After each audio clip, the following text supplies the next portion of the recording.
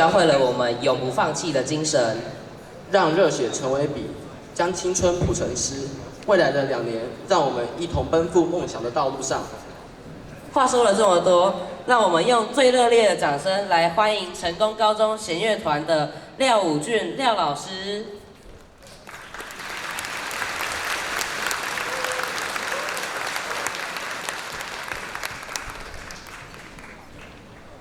各位亲爱的贵宾，大家午安，大家好。我自我介绍一下，我是成功高中弦乐团的指挥，我叫廖武俊。那跟大家自我介绍一下，我在经历了日本跟德国还有维也纳的留学跟演出经历之后呢，我现在正在国立台湾师范大学进修管弦乐指挥博士班。那很开心有这个机会可以指导这些聪明的成功高中的孩子们哈。那像大家刚刚已经有听到了耳熟能详的《灌篮高手》主题曲，这个是我们非常非常喜欢的曲目。那接下来我们也安排了很多首不一样的曲子，带领大家在短短的时间里面，很快的经历各个年代，经历各个国家。像是接下来我们要演出的一首叫做《苏克的小夜曲》，它是一首来自于东欧国家、东欧风格的浪漫派小品。在弦乐里面，这首曲子非常重要，大家可以听到很温柔、很漂亮的线条，也有很激烈的情绪藏在里面。再接下来呢，我们会听到卡农，大家一定对卡农非常的不陌生哈，常常在各种场合都能听到卡农的表演。但是呢，我们这次的演出是要表演的叫做摇滚卡农。顾名思义呢，我们的编制以及曲式的风格表现会有一些不太一样的地方，请大家好好的期待。那还有一首很特别的曲子《望春风》，相信大家也非常不陌生哈。我们这次呢会用弦乐团的版本来演绎，请大家听听看，由弦乐带出来的这样子的一种思慕思乡的那种感觉，也是非常不一样、非常美的。那最后呢，我们还有一首。由莫扎特音乐神童莫扎特所谱曲的一首弦乐四重奏。巧合的是，这首莫扎特的作品呢，也是在他16、17岁的时候完成的作品。那这个时候呢，他正是意气风发，准备蓬勃发展的时候，刚好就有这首曲子祝福各位，成年们。好，请大家好好期待，谢谢。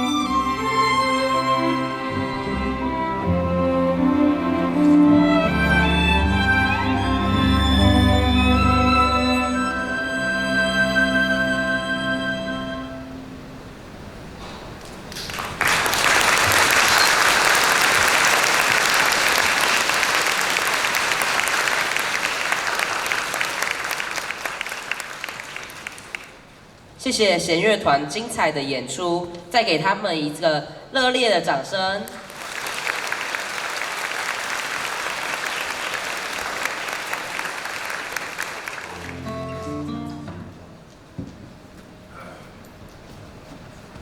雨辰韶，你还记不记得前几天我们